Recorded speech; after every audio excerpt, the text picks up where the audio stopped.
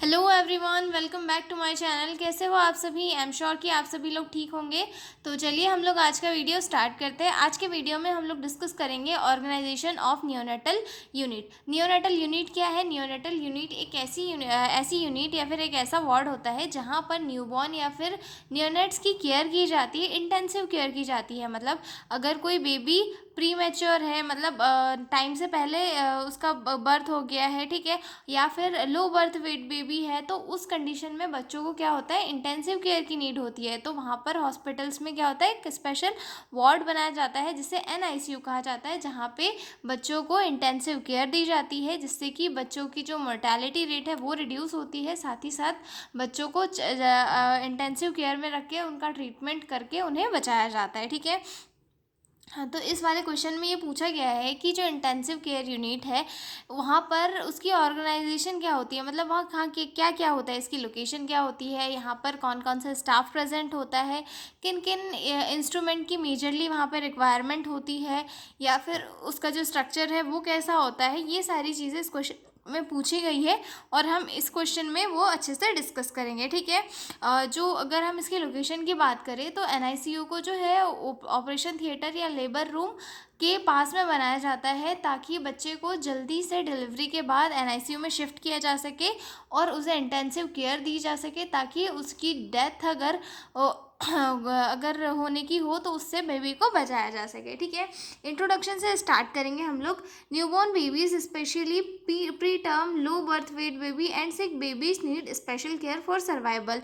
जो newborn baby होते हैं स्पेशली वो जो प्री टर्म मतलब टाइम के पहले 9 मंथ के पहले अगर उनका बर्थ हो गया हो, या फिर लो बर्थ वेट यानी कि उनका जो वेट है वो लेस देन 2.5 kg हो, या फिर सिक बेबीज़ को स्पेशल केयर की ज़रूरत होती है सर्वाइवल के लिए, तो इंटेंसिव केयर यूनिट में उन्हें स्पेशल केयर दी जाती है, ठीक है।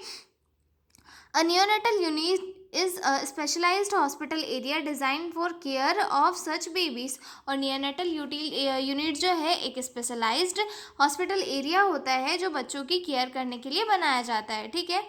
It help in reducing neonatal death and ensure proper growth and development. और इसकी हेल्प से जो नियोनेटल डेथ रेट है उसे रिड्यूस की जाती है, और साथ ही बच्चों की प्रॉपर ग्रोथ और डेवलपमेंट को इम्प्रूव किया जाता है, ठीक है। डेफिनेशन देखते हैं हम लोग नियोनेटल यूनिट की।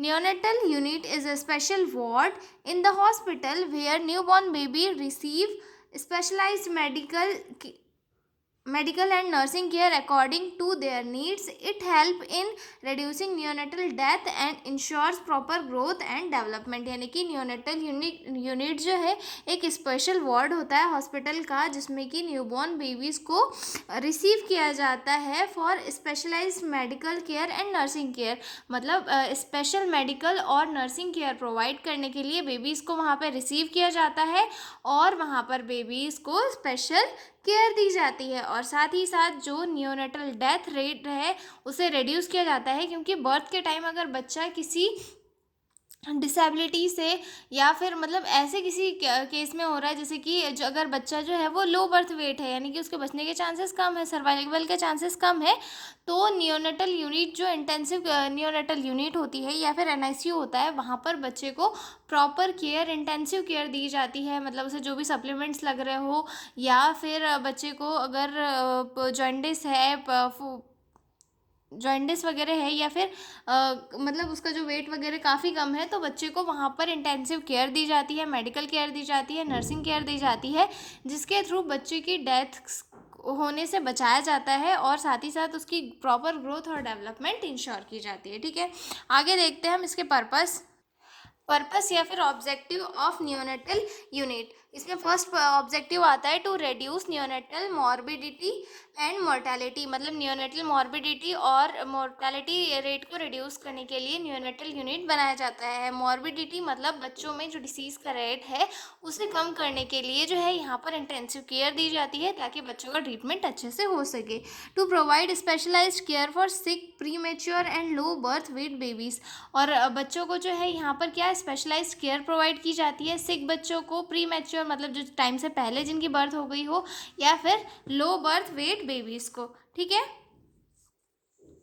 To ensure proper growth nutrition and development और ऑफ न्यूबॉर्न्स मतलब बच्चों को जो है प्रॉपर ग्रोथ और न्यूट्रिएंट और डेवलपमेंट, सॉरी मतलब बच्चों को जो है प्रॉपर यहाँ पे न्यूट्रिएंट दिया जाता है, जिससे कि बच्चों का डेवलपमेंट और ग्रोथ प्रॉपरली हो पाती है। ठीक है, आगे देखते हैं to prevent and manage complication in newborn, और बच्चों में जो है किसी कॉम्प्लिकेशन से बचाने के लिए बच्चों को इंटेंसिव केयर दी जाती है। यहाँ पर जो है असेप्टिक टेक्निक्स अपनाई जाती है, इन्फेक्शन से बच्चों को बचाया जाता है, जिससे कि बच्चे ये जो है काफ़ी अच्छे से रह पाते हैं और उनके इन्फेक्शन नहीं होता है, तो बच्चों में क्या होता है मॉर्बिडिटी भी कम हो जाती है, मतलब डिसीज़ कम हो जाती है। ठीक है, to encourage mother infant bonding and promote breastfeeding, और यहाँ पर जो होता है वहाँ यहाँ पर जो काउंसलर्स और हेल्थ एजुकेटर्स भी प्रेजेंट होते हैं, जो मदर को ब्रेस्ट फीडिंग के लिए इंकरेज करते हैं, ताकि जिससे कि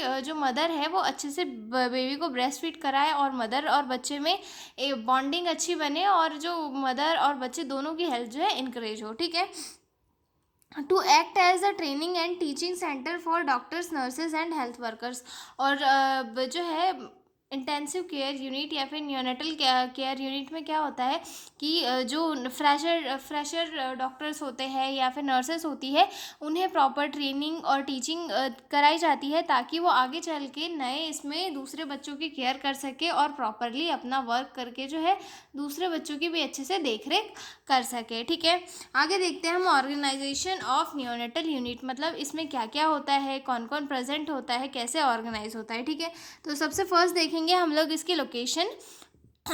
location should be close to labour room and operation theatre of easy transfer to newborn, मतलब जिस इसकी लोकेशन है वो लेबर रूम और ऑपरेशन थिएटर के पास में होनी चाहिए, ताकि जो है बच्चों को जल्दी से डिलीवरी के बाद वहाँ पर शिफ्ट किया जा सके। ठीक है, separate from general paediatric ward to prevent infection, और जो इंटेंसिव केयर यूनिट होती है वो जनरल पीडियाट्रिक वार्ड से सेपरेट होनी चाहिए, ताकि इन्फेक्शन से बेबी को प्रिवेंट किया जा सके। ठीक है, आगे देखते हैं सेक्शंस ऑफ नियोनेटल यूनिट। अब इसके भी अंदर जो है सेक्शंस होते हैं, अगर कोई बड़ा सेटअप हम देखते हैं तो वहाँ पर भी आईसीयू के अंदर भी अलग अलग सेटअप होते हैं, एनआईसीयू के अंदर भी अलग अलग सेटअप होते हैं। सबसे फर्स्ट आता है यहाँ पर रिसेप्शन, मतलब जो है रजिस्ट्रेशन और इमीडिएट असेसमेंट वगैरह के लिए रिसेप्शन प्रेजेंट होता है, जहाँ पर सारा जो डॉक्यूमेंटेशन या फिर फाइल वर्क है वहाँ पर किया जाता है। ठीक है, रिसक्सिटेशन रूम, रिसक्सिटेशन रूम क्यों होता है, बच्चों को डिलीवरी के बाद जल्दी से अगर कोई बच्चा जो है रिस्पॉन्स नहीं कर रहा है, शॉक में चले गया है, तो उस कंडीशन में जो है बच्चों को रिसक्सिटेट करना पड़ता है, तो इसे जो है इमरजेंसी केयर के लिए लेबर रूम के क्लोज में रखा जाता है, ताकि बच्चे को लाया जाए, वहाँ पे बच्चों को सीपीआर वगैरह दिया जाए और बच्चे की जान इमरजेंसी में बचाया जाए। ठीक है, इंटेंसिव केयर एरिया लेवल 3, मतलब ये जो एकदम हाई लेवल वाला होता है, जिसमें जो है बहुत ज़्यादा क्रिटिकली इल बेबीज़ को रखा जाता है, जैसे कोई बेबी वेंटिलेटर पे होता है, ऑक्सीजन लगी हुई होती है, तो उस कंडीशन में बेबीज़ को वहाँ पर रखा जाता है। ठीक है, अगला पॉइंट आता है हमारा इंटरमीडिएट केयर एरिया, यानी कि मॉडरेट लेवल के बच्चों को वहाँ पर रखा जाता है for moderately sick pre term babies, मतलब जो प्री टर्म बेबीज़ होती है या फिर जो मॉडरेट सिक बेबीज़ होते हैं उन्हें वहाँ पर रखा जाता है। ठीक है, special care area level first, special पहले हमने थर्ड इसमें देखा था लेवल थर्ड, जिसमें कि सीवियर वाले पेशेंट थे, उसके बाद जो लेवल 2 आया था जहाँ पर नॉर्मल इसके पेशेंट आए थे, उसके बाद आया था लेवल 1, यहाँ पे आया था स्पेशल केयर एरिया, जहाँ पर जो है थोड़े बहुत स्टेबल बेबीज़ को रखा जाता था, कि ये तो मतलब केएमसी के थ्रू बच्चे अगर ट्रीट हो जाते हैं तो केएमसी वाले बच्चों को वहाँ पर रखा जाता था, कि कंगारू मदर केयर के थ्रू बच्चों का ट्रीटमेंट भी होता रहे और बच्चे की जो कंडीशन है वो स्टेबल है, तो उसे उतने ज़्यादा केयर की नीड नहीं है। ओके, आगे देखते हैं isolation area, isolation for babies with infection to prevent cross infection. Isolation area होता है जहाँ पर इन्फेक्टेड बेबीज़ को, मतलब ऐसे कोई बेबी जिसमें कोई इन्फेक्शियस डिसीज़ हुई हो, ऐसे बेबीज़ को आइसोलेशन एरिया में रखा जाता है, ताकि दूसरे बेबीज़ को उसका इन्फेक्शन का स्प्रेड नहीं हो। ठीक है, उसके बाद milk preparation area, milk preparation area या फिर किचन भी बोलते हैं हम उसे, जो एनआईसीयू में प्रेजेंट होता है, वहाँ पे जो है स्टेराइल फीड्स या फिर मिल्क प्रिपरेशन करने के लिए पूरे इंस्ट्रूमेंट रखे हुए होते हैं, और वहाँ पर जो है मिल्क मिल्क को प्रिपेयर करके बच्चों को फीड कराया जाता है। ठीक है, स्टेरलाइजेशन एंड यूटिलिटी रूम, ये हम सबको पता है कि क्लीनिंग और स्टेरलाइजेशन के लिए होता है इक्विपमेंट्स की। ठीक है, उसके बाद आता है पेरेंट वेटिंग रूम, जो फैमिली मेम्बर्स होते हैं और या फिर जो अदर मेंबर्स होते हैं उनकी वेटिंग के लिए एक अदर एरिया होता है जहाँ पर फैमिली को काउंसलिंग या फिर एजुकेशन और इमोशनल सपोर्ट वगैरह दिया जाता है, ताकि जो है वो लोग ज़्यादा टेंशन में ना रहे। ठीक है, उसके बाद अगला पॉइंट आता है इक्विपमेंट रिक्वायर्ड, कि कौन कौन से इक्विपमेंट जो एकदम ज़रूरी होते हैं एनआईसीयू में। सबसे पहले आता है फॉर वार्मथ, यानी कि बच्चों को गर्म रखने के लिए रेडिएंट वार्मर, इंक्यूबेटर्स और रूम हीटर्स, जो बच्चों को जो है क्योंकि बच्चों को क्या होता है एकदम गर्म माहौल की ज़रूरत होती है, तो आईसीयू में ये सारी चीज़ें प्रेजेंट होती है जिसके थ्रू जो है बच्चों को जो है गर्मी प्रोवाइड की जा सके। ठीक है, फॉर मॉनिटरिंग, यानी कि बच्चों की मॉनिटरिंग के लिए कार्डियक मॉनिटर्स होते हैं, पल्स ऑक्सीमीटर्स होते हैं और वेट स्केल होती है। ठीक है, उसके बाद आता है for respiratory support, respiratory support के लिए ऑक्सीजन सप्लाई होता है। उसके बाद सीपेप मशीन भी होती है। ठीक है, वेंटिलेटर्स होते हैं,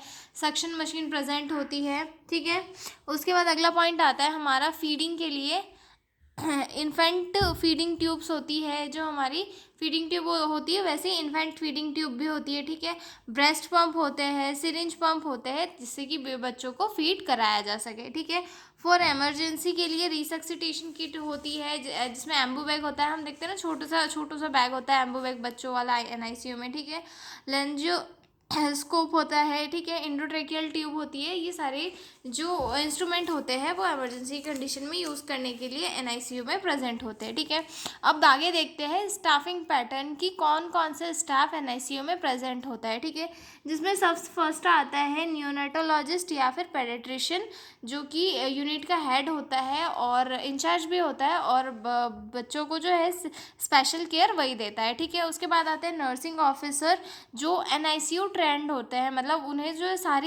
सारा एक्सपीरियंस होता है, सारी ट्रेनिंग मिली हुई होती है कि एनआईसीयू में बच्चों को कैसे ट्रीट करना है, कैसे जो है उन्हें इन्फेक्शन से बचाना है, कैसे मतलब बच्चों को जो है आईवी वगैरह लगाना भी बहुत टफ होता है। तो जो आईसीयू का स्टाफ होता है वो पहले से ट्रेंड होकर आता है कि भाई बच्चों को कैसे कैसे ट्रीट करना है, कैसे उन्हें आईवी वगैरह लगाना है, कैसे जो है ईटी ट्यूब वगैरह डालना है, या फिर फीडिंग ट्यूब के थ्रू कैसे ये करना है, उन्हें अम्बू बैग का यूज़ कैसे करना है, रिसक्सिटेट कैसे करना है, ये सारी चीज़ें जो है एक ट्रेन स्टाफ को आती है। तो जो है नर्सिंग स्टाफ भी वहाँ पर पूरा ट्रेंड होता है। ठीक है, उसके बाद रेस्पिरेटरी थेरेपिस्ट होता है फॉर वेंटिलेटर केयर के लिए, मतलब रेस्पिरेटरी थेरेपिस्ट होता है कि अगर कोई बच्चा जो है वेंटिलेटर पे है तो उसकी प्रॉपर केयर की जा सके। ठीक है, उसके बाद लैब टेक्नीशियन और सपोर्टिंग स्टाफ होता है ताकि कुछ इन्वेस्टिगेशन में हो तो उसके लिए। ठीक है, उसके बाद काउंसलर और सोशल वर्कर्स होते हैं पेरेंट सपोर्ट के लिए। ठीक है, उसके बाद आगे देखते हैं कि फंक्शन क्या क्या है एनआईसीयू के। ठीक है, जिसमें सबसे फर्स्ट आता है provide emergency care and resuscitation, जो आईसीयू में होता है इमरजेंसी केयर दी जाती है ताकि बच्चों की जान बचाई जा सके, रिसक्सिटेशन दिया जाता है। और अगला पॉइंट आता है इसमें maintain temperature, breathing, feeding and infection control, और यहाँ पर जो होता है न्यूबॉर्न्स का टेम्परेचर मेंटेन करके रखा जाता है, उन्हें वार्म इसमें रखा जाता है, साथ ही साथ उनकी ब्रीथिंग और उनकी फीडिंग जो है और इन्फेक्शन कंट्रोल, ये सारी चीज़ों को यहाँ पर मेंटेन किया जाता है। ठीक है, support nutrition by breastfeeding, tube feeding, IV fluid, और बच्चों को जो है प्रॉपर न्यूट्रिशन दिया जाता है through breast feeding, tube feeding और आईवी फ्लूइड। ठीक है, manage jaundice, sepsis, respiratory distress and other conditions, और जो सीवियर कंडीशन होती है जो बच्चों में देखने के लिए मिलती है, जैसे कि जॉइंटिस हो गया, सेप्सिस हो गया, रेस्पिरेटरी डिस्ट्रेस हो गया, या फिर अदर कंडीशन, इनका भी ट्रीटमेंट वहाँ पर किया जाता है। ठीक है, educate and involve mother and families in baby care, जहाँ पर और यहाँ पर क्या किया जाता है, फैमिली मेम्बर्स को, मदर को, फादर को और सभी लोगों को जो है बेबी केयर में इन्वॉल्व किया जाता है, ताकि और एजुकेट किया जाता है कि आपको आगे चल के बेबी की केयर कैसे करनी है और बेबी कैसे कैसे ठीक होगा, ठीक है।